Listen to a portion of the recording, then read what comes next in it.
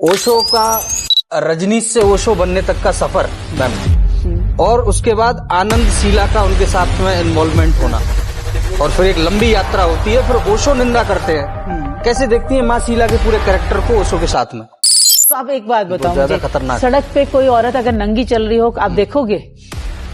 नहीं देखोगे। अचानक नजर जाए वैसे नहीं कोई मतलब अगर अचानक नजर भी चली गई तो भी आप नजर फेर लोगे ना। बिल्कुल स्वभाव है, स्वभाव है ना, क्योंकि पूरी नंगी दिख रही है। लेकिन वही किसी की कमर दिख रही होती है तो आदमी 10 बार देखता है। हाँ देखिए, कुछ ज्ञानी देखेंगे ना इस पॉडकास्ट को, वो कहेंगे अच्छा तो फिर क्या करें, नंगे घूमे?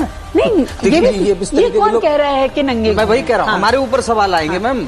मैं ये नहीं कह रही कि नंगे घूमो, लेकिन जब वो आता था तब भी ना आपने देखा होगा कि माँ बाप हमें बातों में लगा देते थे। अरे वो सीन आया तो कहीं वो आता था, हटा दो। तब तो रिमोट वाला काम होता नहीं था, तो माँ बाप फौरन अच्छा हम पानी पी के आ रहे हैं, या तो आप बच्चे को बेवकूफ समझ रहे हो कि बच्चे को अरे हर बार ऐसे सीन पे क्यों चले जाते हैं मम्मी पापा? इसमें तो हमें रंग दिख रहा है, रूप दिख रहा है। अब जैसे हम लोग यहाँ बैठे हुए हैं तो हमें ये टेबल दिख रही है, सब कुछ है तो हमें दिख रहा है, तो हम कहीं एंगेज हैं, कुछ देखने में एंगेज हैं। लेकिन जब ध्यान करते हैं तो हम ध्यान इसलिए करते हैं ताकि अंदर बैठे और खुद से अपने खुद को चीजें देखें। जब सेक्स करते हैं तो आंख बंद कर लेते हैं संभोग की अवस्था में। आप एक आनंद में हैं, प्रकृति के प्रेम में हैं, और आप भय में होते हैं तब भी आप आंख बंद करते हैं, दुख में होते हैं तब भी आंख बंद करते हैं। बिल्कुल। तो इन दोनों के बीच में ध्यान की अवस्था क्या है, और ओशो किस ध्यान की बात कर रहे हैं? ठीक है। क्या संभोग के समय में पुरुष और स्त्री दोनों आंख बंद करते हैं? स्त्री, ये बात है। भगवान है इसलिए चमत्कार कर रहा है, ये नहीं सोचते चमत्कार कर रहा है इसलिए भगवान है। बिल्कुल। ओशो आज लोगों के बीच में बहुत फेमस हो गए मैम। एक समय था जब आपको विदेशों से भी भगा दिया गया, वो दौर में आज भी जब टीवी पे दृश्य देखता हूँ तो मेरे अंदर एक भाव उठता ही है कि ये वही व्यक्ति है जिनको नीचे नहीं उतरने दे रहे, बोले साहब ये आदमी मेरा देश खराब कर देगा। और क्या मानती है, ओशो सफल रहे या असफल रहे? संसार कमाल के नंगी स्त्री सब देखना चाहते हैं, ब्लू फिल्म सब देखते हैं, छुप के देखते हैं। लेकिन कोई अगर आपका जाता हुआ दिख जाए ना तस्वीर महल की पिक्चरों में, सेम हो जाएगी तो अरे वो तो वहाँ वो देखने गया था सी ग्रेड फिल्म। वो सी ग्रेड फिल्म आप अपने मोबाइल पे इस पे उस पे सब में देखते हैं। आप ही के समाज में चलती है, आप ही थिएटर में अगर आप देखते नहीं थे, आपके समाज के लोग देखते नहीं थे तो बन क्यों रहे? एडजस्ट कैसे करते? भाई हैं शैलेंद्र जी, मैं मेरे साथ तो हैं, उनको व्हाट्सएप पे भेजूंगा मैं, वो देखते हैं मुझे। मैं फिर वही कहूंगी जो पिछली बार कहा था, मार्केटिंग स्ट्रेटेजी है एक। ठीक है। जब हमें बेचना होता है ना तो उसके चारों तरफ कुछ लगाना पड़ता है। मैं नहीं कहती कि शैलेंद्र जी कितना क्या कह रहे हैं। शैलेंद्र जी तो बहुत छोटे हैं, 11वें पुत्र हैं अपने माता पिता के। तो जब ओशो पैदा हुए और जब शैलेंद्र जी पैदा हुए, दोनों में डिफरेंस है। मैं शैलेंद्र जी की बहुत इज्जत करती हूँ, बहुत नॉलेज जा रहे हैं, समाज में काम कर रहे हैं, बहुत काम कर रहे हैं, और समाज में सच में वो बहुत अच्छा काम कर रहे हैं। मैम आपका बहुत बहुत स्वागत करता हूँ। दिल गदगद हो जाता है मैम, हमारे स्टूडियो आते हैं। थैंक यू विशाल भैया, दोबारा मुझे अपने और इस पॉडकास्ट को करने में मुझे बहुत मजा आता है। इसलिए जब आप मुझसे पूछते हो ना कि पॉडकास्ट करना है, मैं आपको मना नहीं करती। बिल्कुल तो मुझे भी अपने आप को समझने का बहुत मौका, हम बात कर पाते हैं। मुझे अपने आप को समझने का बहुत मौका मिलता है। आपके जो प्रश्न होते हैं ना, वो प्रश्न मुझे बहुत सारे मेरे अंदर की चीजों को खोलते हैं। ओशो का रजनीश से ओशो बनने तक का सफर मैम, और उसके बाद आनंद शीला का उनके साथ में इन्वॉल्वमेंट होना, और फिर एक लंबी यात्रा होती है, फिर ओशो निंदा करते हैं। कैसे देखती है माँ शीला के पूरे कैरेक्टर को ओशो के साथ में? पहले तो रजनीश से ओशो का सफर नहीं है। हाँ, चंद्रभूषण जैन से रजनीश बिल्कुल आपने त्रुटि को संशोधित किया। रजनीश तो बहुत बात की कहानी है। पहले चंद्रमोहन जैन से ओशो का सफर है। ठीक। और ये भी सोचिए उस इंसान की कितना बड़ा सोच का दायरा होगा कि उसने अपनी हर पहचान को ध्वस्त करता चला गया। मध्य प्रदेश, गाडरवारा, एक छोटा सा गांव, निकल के आना, वहां से चंद्रमोहन जैन से वो खुद ने चेंज करके रजनीश किया। रजनीश ने खुद चेंज करके कहा कि अब मुझे रजनीश भी छोड़ना है। लोगों ने भगवान कहा तो उन्होंने एक्सेप्ट किया, और मृत्यु से कुछ वर्ष पूर्व उन्होंने कहा कि मैं भगवान नहीं हूँ, मैं ओशो हूँ, मुझे भगवान की पदवी देना बंद करो, मैं ओशो हूँ। ओशो जापानीज वर्ड है। हाँ, बिल्कुल। तो वहां से उन्होंने वो ओशो उठा, सागर की बूंद कहते हैं। तो वहां से अब आनंदशीला का मैम कैसे देखती हैं? अभी जिंदा है आनंदशीला? माँ आनंदशीला जिंदा है, स्विट्जरलैंड रह रही हैं और वाइल्ड कंट्री जो बनी है वो उनके आदेश पे बनी है, जिसने ओशो को बड़े नकारात्मक रोल में ये भी बड़ा रहा समाज में। कई लोगों से जैसे बात, मेरे अपने घर में भी, मैं बाहर की क्यों बात करूं, मैं अपने लोग ही कहते हैं अरे वो तो ऐसा था वैसा था, फलाना था ढिकरा था। माँ आनंदशीला की अपनी महत्वाकांक्षाएं थी और हर गुरु के साथ जुड़ने वालों की अपनी महत्वाकांक्षाएं होती हैं। ये दुर्भाग्य है, ये दुर्भाग्य है। ठीक है। और ये मैं ये नहीं कहूंगी भारत का ही है, ये दुनिया का हर जगह का दुर्भाग्य है। गुरु के साथ तालमेल नहीं, हर धर्म का तालमेल नहीं बनता। गुरु के साथ तालमेल की बात नहीं है। जब हम गुरु से ले लेते ना, मैं कुछ है कि जो भावना है, इसने खराब किया है। बहुत अच्छा। और ये हर व्यक्ति में मिलेगा। ये मैम है, ईगो है कि अब मैं कुछ जान गया हूँ, अब मुझे करना है, अब ये मेरा है, ये अब मेरा है। तो उस चक्कर में इनके बाद मुझे मिले वो बड़ा है। अब गुरु भी अगर 3-4 को पूछ रहा है ना, तो मुझे देखे, मैं बेटे मेरे गुरु को के लिए मैं महान होना चाहिए, बाकी नहीं। मैं परंपरा आगे बढ़ाऊंगा। हाँ, मैं बढ़ाऊंगा, मैं उस गद्दी की लड़ाई। आनंदशीला में था। हाँ, ये आनंदशीला में था।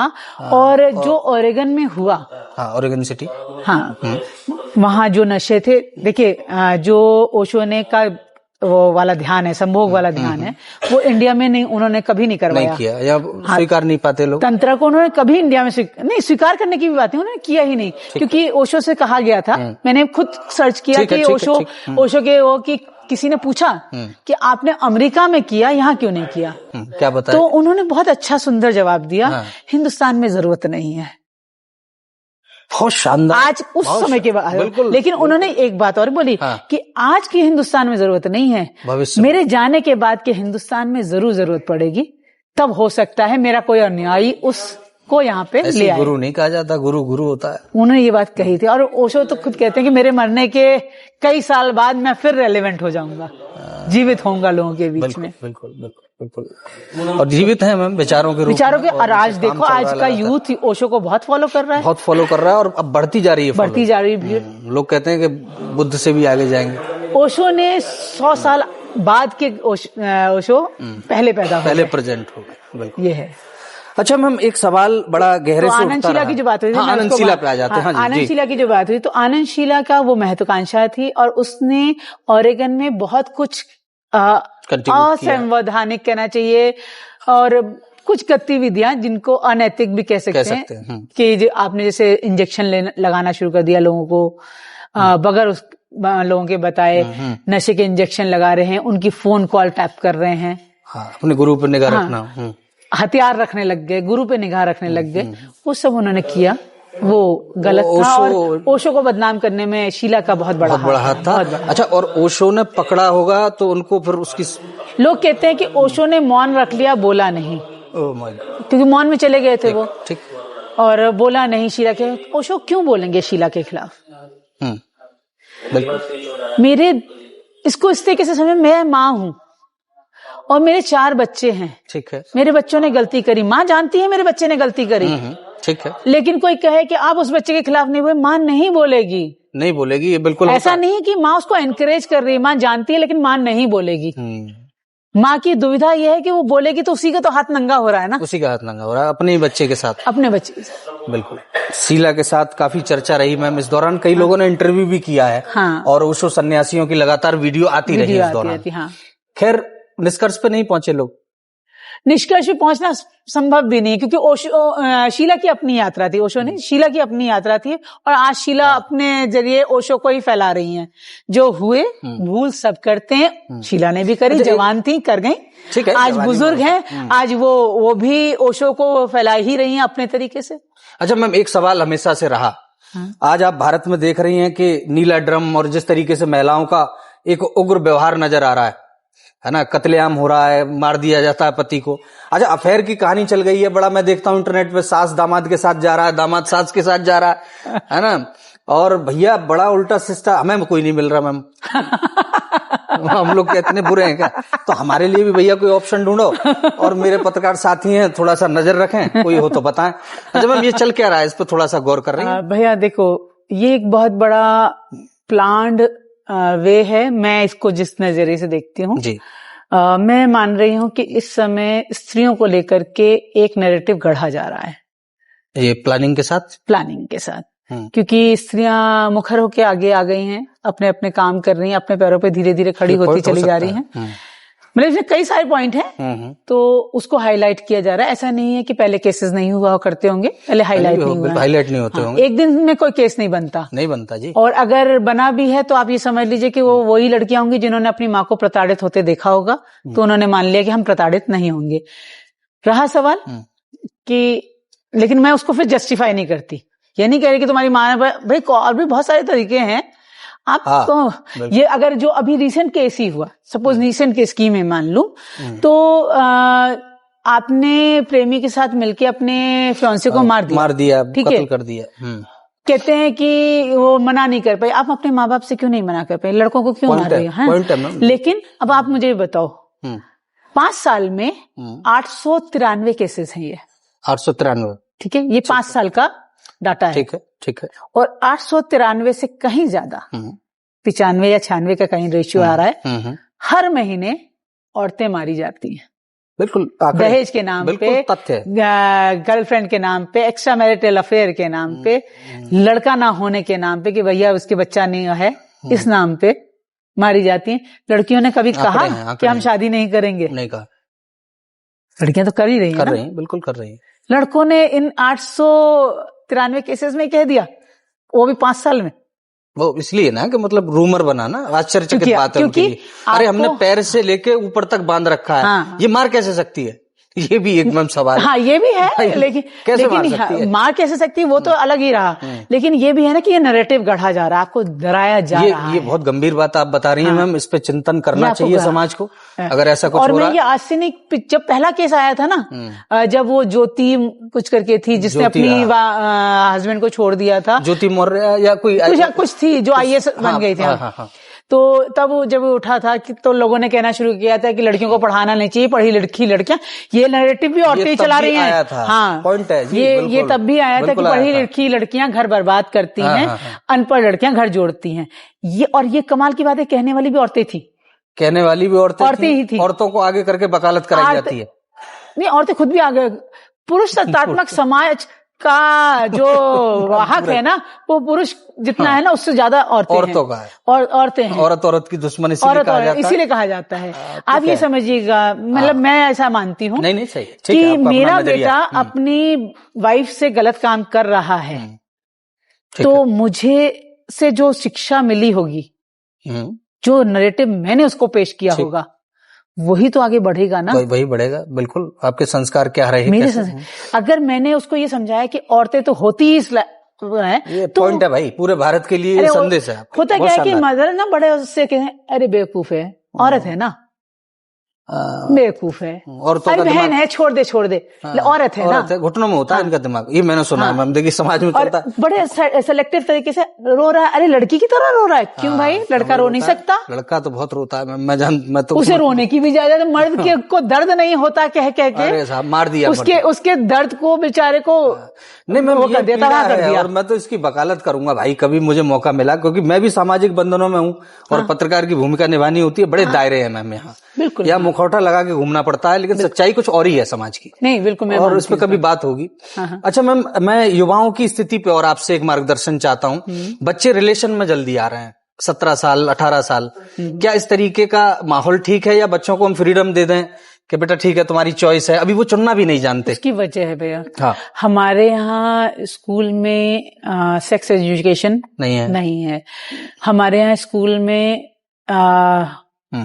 अगर बायोलॉजी में भी पढ़ाया जा रहा है ना कुछ जी, तो वो टीचर भी पढ़ाते हुए थोड़ा हिचकती है और बच्चों को भी घर में माहौल नहीं है, तो जब जो चीज ढकी जाती है ना उसे देख। अब आप एक बात बताओ मुझे, सड़क पे कोई औरत अगर नंगी चल रही हो, आप देखोगे? नहीं देखोगे। अचानक नजर जाए वैसे नहीं कोई भी, मतलब अगर अचानक नजर भी चली गई तो भी आप नजर फेर लोगे ना, बिल्कुल स्वभाव है ना, क्योंकि पूरी नंगी दिख रही है। लेकिन वही किसी की कमर दिख रही होती है तो आदमी 10 बार देखता है। हाँ, देखता है जी। तो ओशो एक बहुत अच्छी बात कहते थे, जितना ढकोगे उतना जिज्ञासा पैदा होगी। हाँ जी, बिल्कुल ठीक। और हमने वही किया, ढक दिया। हमने पर्दा डालना ज्यादा अच्छा समझा। अब ये कुछ ज्ञानी देखेंगे ना इस पॉडकास्ट को, वो कहेंगे अच्छा तो फिर क्या करें, नंगे घूमे? नहीं, ये कौन कह रहा है कि नंगे? मैं वही कह रहा हूँ, हमारे ऊपर सवाल आएंगे मैम। मैं ये नहीं कह रही कि नंगे घूमो, लेकिन किसी भी चीज को अगर हम घर से मैं अपने बच्चों को समझाएं कि ये भी एक चीज है, हाँ, उसको जानकारी। मैं कह रही हूँ कि मुझे सेब है तो बताओ ना कि अमरूद है। हाँ बिल्कुल बिल्कुल। ये थोड़ी ना कि अमरूद को छुपा लो, ये सेब है। अब मैं एक क्लोज कर देता हूं मैम, आपकी बात से मैं कनेक्ट हो गया। एक बच्चे को सेक्स एजुकेशन ना देने का कारण ये होता है कि वो एक बाबा के पास जाता है और पहले लिंग वर्धक दवाएं खाता है, फिर अपना लिंग काट के फेंक देता है। खबर सर्च कर लेना कहाँ की है। अच्छा, ठीक है, अज्ञानता से ये पैदा होता है। अगर उसके बाप ने बताया होता कि बेटा ये क्या स्थिति होती है और सेक्स संभोग होता क्या है, तो वो ऐसी हरकतें नहीं करता। अंधविश्वास के नाम पर भी इस देश में तो सर्च करके बता दूंगा। अच्छा, अरे बाप रे। तो आप अंधविश्वास या धार्मिक हो मैम या फिर सेक्स संबंधी हो, अंधविश्वास तो अंधविश्वास होता है मैम, तथ्यों से परे। देखिए, अति सर्वस्त्र वर्जते, अति हर चीज की खराब होती है, ठीक है, लेकिन सब कुछ छुपाना, सब कुछ उघाड़ना भी नहीं है। मैं ये नहीं कह रही हूँ कि नंगे ही घूमने लगे, मैं ये भी नहीं कह रही हूँ, बिल्कुल नहीं। लेकिन एक जो ये हमने समझा दिया हे दृष्टि वाला भाव, वो भी गलत है। चीजों को हे दृष्टि से नहीं देखना चाहिए। नेचुरल है कोई चीज, आप उसको समझा दीजिए ना भाई। आपको सड़क पे जानवर दिख जाएगा तो क्या आप उसको भी रोक दोगे? कैसे रोक लोगे आप? वो प्राकृतिक व्यवस्था में, वो तो तुमने अड़चन डाल दी है उसके लिए। लेकिन जब आप उसको बच्चे को, होता क्या है, हम बहुत छोटी छोटी सी साइकोलॉजी से काम करते हैं, हमारी ये साइकोलॉजी होती है। टीवी में कुछ चल रहा, हमारे टाइम के बाद बाप की बात कर रही हूँ, टीवी पे कुछ चल रहा होता था, अगर पहले जमाने में देखा होगा फूल वूल दिखा देते थे, किसी कुछ ऐसा दिखाना होता था, वो उनका प्रेजेंटेशन था, बहुत अच्छा, बहुत सभ्य प्रेजेंटेशन था, मैं भी मानती हूँ। और हमारे समाज को खराब करने में बहुत हद तक मेरा मानना है फिल्में हैं। फिल्में समाज का आईना बेशक है, लेकिन समाज गढ़ने में भी फिल्में ही काम कर रही हैं। लेकिन जब वो आता था तब भी ना, आपने देखा होगा कि माँ बाप हमें बातों में लगा देते थे। अरे वो सीन आया तो कहीं वो आता था, हटा दो, तब तो रिमोट वाला काम होता नहीं था, तो माँ बाप फौरन अच्छा हम पानी पी के आ रहे हैं, या तो आप बच्चे को बेवकूफ समझ रहे हो कि बच्चे को, अरे हर बार ऐसे सीन पे क्यों चले जाते हैं मम्मी पापा, इसमें मतलब इसमें कुछ समझता है, वो सब समझता है। तो फिर वो क्यूरियोसिटी जागेगी और ज्यादा जागेगी, तो वो पढ़ेगा इधर उधर घूम करके, माँ बाप से नहीं समझ में आया। ये बड़ी समस्या रही है। तो हम साइकोलॉजिकली गड़बड़ कर रहे हैं। अच्छा मैम, मैस्टरबेशन इस देश में दोनों तरफ से होता रहा, महिलाएं भी करती हैं, पुरुष भी करते हैं, लेकिन इससे होने वाली भ्रांतियां, एक डॉक्टर पैदा हो गए, अब वो कहते हैं वर्जिनिटी के लिए साहब मैं आपको क्रीम दे दूंगा। इस देश में अज्ञानता के नाम पे सब बट रहा है। एक वर्जन होने के लिए घूम रहा है, दूसरा जो है कुछ और दवाई खाना चाहता है। तो मैम हम क्यों नहीं इस देश में, आप जैसे लोग वकालत करते कि भाई हमारे बच्चों को सेक्स एजुकेशन उपलब्ध करा दो, हम मर रहे हैं भाई, हम पेस्टिसाइड्स खा रहे हैं, दवाइयों के नाम पे क्या क्या खा रहे हैं हम। इस एजुकेशन की जरूरत है और अवेयर करने की जरूरत है। आपको एक हेल्दी रिलेशनशिप और एक अनहेल्दी रिलेशनशिप का फर्क समझाना पड़ेगा। और एक हेल्दी समाज में कहाँ तक आपको किस चीज को रोकना है, किस चीज को रखना है, वो भी आपको एजुकेशन के माध्यम से ही। हमारा भारत या वर्ल्ड में भी, मैं भारत की ही नहीं, आप अमेरिका में भी ये देख लेना, लोग साक्षर हो गए हैं, शिक्षित नहीं हुए हैं। बहुत शानदार बात कह दिया। तो ABCD जान लेना अलग बात है, लेकिन ABCD के भाव को पकड़ करके कैसे नए आयामों में जाना है वो अलग, वो बिल्कुल अलग बौद्धिक स्तर की बात है। तो वो हम लोग उस तरफ नहीं जाते, और दुर्भाग्य से भारत में ज्यादा है ये चीज। बिल्कुल, तो इसलिए भारत में थोड़ी ज्यादा है, क्योंकि और उसकी वजह हम गुलाम रहे इतने साल, काफी लंबा समय यात्रा, गुलाम रहे कई सालों वर्षों तक, तो धीरे धीरे गुलाम के पास चॉइस कम होती है, वो चुनता कम है। इसीलिए वही औरतों में, अगर हमें इस बात को औरतों पे ला दूं ना कि औरतें क्यों मारने लग गई, वो गुलाम थी अब तक, तो औरतों के पास चॉइस कम थी, अब चॉइस मिल रही है ना, नीले ड्रम में बंद कर रही हैं। अच्छा, दर्शकों को बता दूं, मैम अपने आप में बहुत शानदार और बहुत बड़ा व्यक्तित्व है। कट ले लो, तुरंत लाइट आती, तो मैम रुकिए, मैम पानी पिलवा देना भैया ना। तो हमें रंग दिख रहा है, रूप दिख रहा है। अब जैसे हम लोग यहाँ बैठे हुए हैं, तो हमें टेबल दिख रही है, सब कुछ है, तो हमें दिख रहा है, तो हम कहीं एंगेज हैं, कुछ देखने में एंगेज हैं। लेकिन जब ध्यान करते हैं तो हम ध्यान इसलिए करते हैं ताकि अंदर बैठे और खुद से अपने खुद को चीजें देखें, खुद की जब हम आंख बंद करते हैं तो होता क्या है कि हमारे मानस पटल पे जो पड़ा हुआ है बहुत कुछ बाहर की रोजमर्रा की चीजें देखते देखते वो धीरे धीरे सबसे पहले, क्योंकि जब आप पत्थर डालते हो तो सबसे पहले ऊपरी सतह पे आपको ठीक है लहरें दिखती हैं, लेकिन वो धीरे धीरे जितना अंदर जाता है वो अंदर की लहरें और गहरी हुई, तो इसलिए आदमी घबराता है। अच्छा मैम, या तो आदमी सुख में आंख बंद करता है, आनंद का क्षण। हम जानते हैं कि जब संभोग से समाधि पुस्तक में पढ़ रहा था ओशो की, तो ओशो ने कहा, घुमा फिरा के है, शब्दों पे मत जाइएगा क्योंकि अपना समझने का एक नजरिया भी हो सकता है मैंने गलत समझ लिया हो, आप उसको करेक्ट करिएगा। आप जब सेक्स करते हैं तो आंख बंद कर लेते हैं संभोग की अवस्था में, आप एक आनंद में हैं, प्रकृति के प्रेम में हैं, और आप भय में होते हैं तब भी आप आंख बंद करते हैं, दुख में होते हैं तब भी आंख बंद करते हैं। बिल्कुल। तो इन दोनों के बीच में ध्यान की अवस्था क्या है, और ओशो किस ध्यान की बात कर रहे हैं? ठीक है, हाँ, 3 सवाल है। एक चीज समझिएगा कि क्या संभोग के समय में पुरुष और स्त्री दोनों आंख बंद करते हैं? स्त्री करती है, पुरुष नहीं करता ना? नहीं, पुरुष आंख खोलता है। हाँ, क्योंकि पुरुष ध्यान में जा ही नहीं पाता आसानी से। पॉइंट है, पुरुष शारीरिक उस पर रह जाता है। ये क्या बात है, बिल्कुल सही है। और स्त्री उससे एक उस लेवल ऊपर हो जाती है, वो ध्यान में पहुंचने लगती है, वो उसको महसूस करना शुरू कर देती है।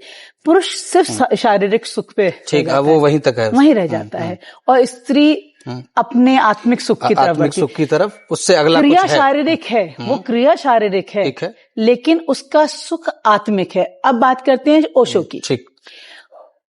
ओशो कहते हैं कि अगर आपने किसी भी काम को, जैसे अभी हम बात कर रहे हैं, हाँ, दो लोग बैठे हैं, दो लोग चर्चा कर रहे हैं, इसे हम सिर्फ करने के ख्याल से करें तो ध्यान नहीं है, लेकिन अब हम बात में से बात निकाल रहे हैं, लगातार चर्चा चल रही है, और इसमें हमारे थॉट में कुछ और नहीं आ रहा, हम एंजॉय कर रहे हैं बात को। हम काफी देर से बात कर रहे हैं, काफी देर से, और काफी देर से बात करते करते हम इस लेवल पे आए हैं कि हम इसको एंजॉय कर रहे हैं, बात में से बात निकाल रहे हैं।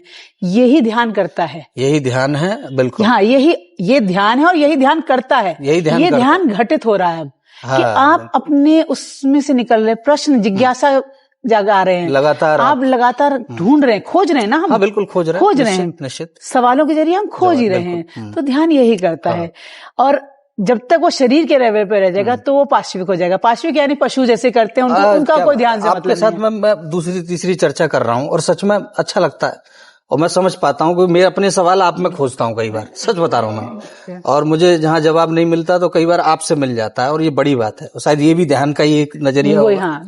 अच्छा मैम, ओशो को लेकर के एक मान्यता चलती है कि ओशो 3 दिन तक कुछ खाए नहीं थे। इस तरीके की कहानियां बुद्ध के साथ भी जोड़ी जाती हैं। बतौर दार्शनिक, बतौर दृष्टिकर्ता, आप कैसे देखती हैं कि ये कहानियां क्यों हम अपने महापुरुषों के साथ जोड़ते हैं? कब नहीं खाया, मतलब मैं बताते हैं जन्म से पहले, जो होने के बायोग्राफी में उनके भाई हैं शैलेंद्र जी, मैं मेरे साथ तो हैं, उनको व्हाट्सएप पे भेजूंगा मैं, वो देखते हैं मुझे। मैं फिर वही कहूंगी जो पिछली बार कहा था, मार्केटिंग स्ट्रेटेजी है एक। ठीक है, जब हमें बेचना होता है ना तो उसके चारों तरफ कुछ लगाना पड़ता है। ये भी समस्या है। सामान बेचना होता है तो भी, और जब व्यक्ति बेचना होता है तो भी, उसको भी टैग चाहिए। हाँ, टैग चाहिए, इधर उधर को लगाना पड़ता है। मैं नहीं कहती कि शैलेंद्र जी क्या कह रहे हैं। शैलेंद्र जी तो बहुत छोटे हैं, 11वें पुत्र है अपने माता पिता के। तो जब ओशो पैदा हुए और जब शैलेंद्र जी पैदा हुए, दोनों में डिफरेंस है। मैं शैलेंद्र जी की बहुत इज्जत करती हूँ, बहुत नॉलेज जा रहे हैं, समाज में काम कर रहे हैं, बहुत काम कर रहे हैं, और समाज में सच में वो बहुत अच्छा काम कर रहे हैं, लेकिन है तो समाज का हिस्सा ही ना। हाँ, क्या बात है, समाज से ही आ रहे हैं, समाज की वकालत करेंगे भाई। तो ऑब्वियस है कि मैं एक सेंटर खोल के बैठ जाऊं, आज मैं अलीगढ़ में सेंटर खोल के बैठ जाऊं, ठीक है, तो जो मेरे अनुयायी होंगे ना, जब वो उसको चलाना शुरू करेंगे तो वो मेरे इर्द गिर्द एक दसियों कहानी गढ़ेंगे, क्योंकि हमारा समाज ऐसा है जिसको पसंद है ये फेरी टेल्स, चमत्कार। हाँ, हम चमत्कार को भगवान मानते हैं। कुछ ऐसी कहानियां, अगर चमत्कार नहीं कर रहा तो वो भगवान नहीं है। ये बात है, भगवान है इसलिए चमत्कार कर रहा है, ये नहीं सोचते चमत्कार कर रहा है इसलिए भगवान है। बिल्कुल मैम, ये बात ठीक है। तो हम इस तरीके की कहानियां बेचते हैं। अच्छा, आपकी नजर में मैम, ओशो की दृष्टि से और खुद के अपने बोध से, चमत्कार, मिरेकल होता क्या है? आपको क्या लगता है इस धरती पे सबसे बड़ा मिरेकल क्या है? ईमानदारी से बताइए। हर चीज मिरेकल है। क्या बात है, आपका जन्म भी मिरेकल है। बहुत शानदार। सूरज चमक रहा है वो भी मिरेकल बहुत है। शानदार। अगर आप मिरेकल की दृष्टि से देखना चाहें तो अन्यथा तो कुछ भी मिरेकल नहीं है, सब कुछ एक प्रक्रिया की तरह चल रहा है, लगातार निरंतर बह रहा है। हम आप बोल रहे हैं ये भी मिरेकल ही है, जानवर नहीं बोल सकता। सही बात है। आप हम कितनी बड़ी हमारे पास शब्द दौलत मिली है और हम इसको खो रहे होते हैं, ये भी मिरेकल ही है ना। तो चमत्कार कभी भी घटता नहीं है, चमत्कार कभी कोई कर नहीं सकता, चमत्कार एक सतत प्रक्रिया है, निरंतर चलती है। हाँ, ठीक। डे बाय डे करते हुए एक दिन ऑल ऑफ अ सडन फिर कट लेना पड़ेगा। चलो ले लो, आगे रहने दो चलो दोबारा यहीं से शुरू करेंगे। चल रहा है चलिए जी। चमत्कार धीरे धीरे कर दिया, ठीक। धीरे धीरे चमत्कार जो है ना, धीरे धीरे करते करते एक दिन आपको, आज हम मान लें अगर नॉर्मल उसमें ही बात करें, ठीक है, धीरू भाई अंबानी एक दिन रिलायंस के आपको दिखाई दिए, तो क्या वो एक दिन में रिलायंस खड़ी कर ली उन्होंने? नहीं भाई, लेकिन एक दिन वो चमत्कार दिखा आपको। दिखा कर वो पहले से रहे थे, उनके फादर भी काफी। वही धीरू भाई अंबानी की बात धीरू भाई अंबानी पहले से काम कर रहे थे और एक दिन रिलायंस खड़ा हुआ। रिलायंस चमत्कार नहीं था, वो सतत प्रक्रिया से खड़ा हुआ एक मेहनत, लेकिन लोगों को वो चमत्कार लगा। अरे साहब बहुत बड़े आदमी हो गए साहब, रातों रात हो गए। चमत्कार धीरे धीरे बहुत सारी चीजों का एक्यूमुलेशन होकर के वो चमत्कार है, ये मिरेकल है। लेकिन भारतीय दर्शन में जो कहानियां जुड़ी धर्म के साथ, क्योंकि आज मैम आप जैसे प्रबुद्ध लोग आ गए हैं, आप लोग बोलने लगे हैं, ये भी बड़ा सौभाग्य है इस देश का कि आप खुल करके हम बात कर पा रहे हैं। हम जिन मान्यताओं और जिन परंपराओं से, जिन कहानियों से आते हैं, वहां कत्ल हो जाते हैं मैम। आप चमत्कार को खंडित करेंगे माने हो जाते तो आपके साथ कोई भी हिंसा कर सकता है। बिल्कुल है ना। अरे साहब ये तो साहब पता नहीं क्या कह रहे हैं, चमत्कार नहीं होता। अरे भैया जान लो ना क्या चमत्कार होता है। इस पे कैसे देखती हैं? क्या हम बदलें भारत की दृष्टि को? नहीं, चमत्कार मुझे कोई करके दिखा दे, आप इसको टेबल को अपनी आंख से उठा दोगे? मैं तो मैम क्या मैं उठा दूंगी? नहीं होगा। लेकिन हाँ, कोई कर सकता है, कोई इस काम को भी कर सकता है, लेकिन उसका उतना मेंटल उसने अपने आप को किया है। हाँ, उसने उस पर काम किया है। बिल्कुल। तो वो काम करने से कर रहा है ना, वो चमत्कार नहीं था, उसका अभ्यास था। अभ्यास टेक्निक है। हाँ, टेक्निक है ना। टेक्निक कोई बताना नहीं चाहता, टेक्निक वो बता भी नहीं सकता क्योंकि उसने उसको साधा है, टेक्निक है, बता भी नहीं सकता ना। आप मुझे एक बात बताओ, लड्डू खिलाया आपको और आपसे पूछे कैसा है तो आप कहोगे मीठा है। तो लेकिन कैसा मीठा है? लड्डू और उसमें रसगुल्ले में अंतर कैसे बताओगे? मीठा है, दोनों ही मीठे, दोनों मीठे हैं ना। तो फिर आपके जबान आपको पसंद रसगुल्ला क्यों है? वो लगा हुआ है। क्या फर्क है? मीठा है, दोनों में कोई दोनों मीठे हैं, दोनों के मीठे में क्या फर्क है कि जो आपको लड्डू नहीं पसंद आ रहा, रसगुल्ला पसंद आ रहा है? हाँ, बिल्कुल। तो आप बता नहीं सकते ना। नहीं, बिल्कुल, उसमें क्या आप बोलेंगे। बिल्कुल यही फर्क होता है, ये फर्क है और ये हम समझ नहीं पाए और कितना दूर हो गए भारत के गहरे दर्शन से हम। हाँ। अच्छा।